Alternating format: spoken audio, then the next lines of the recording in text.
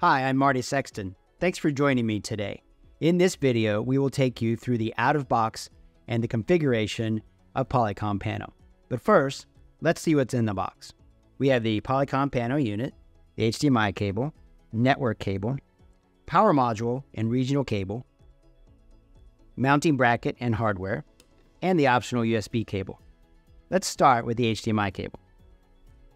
Connect the HDMI to your monitor input. And now connect the HDMI to Pano.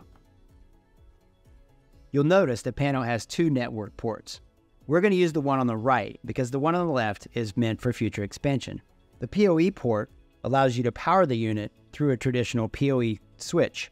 However, if you don't have that, then you'll need to use the power module.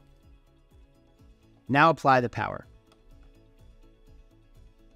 If you're connecting to an optional touch monitor, you'll need to connect the USB cable to the bottom port.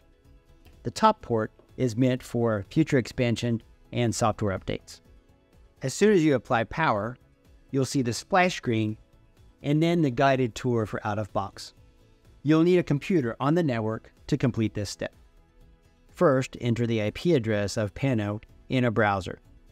Next, select your language, enter admin, the initial password, your new password, confirm the password, and hit next.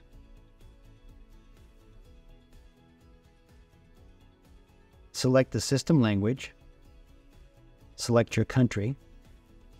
If you're connecting to Polycom Cloud Service for O365 connectivity, click Sign In. If not, click Skip.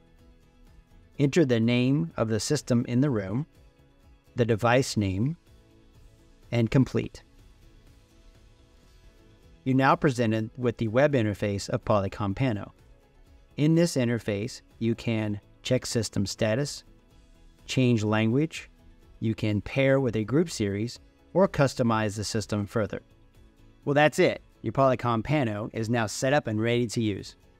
Please join me for my other videos to learn more about how to connect and share with Polycom Pano.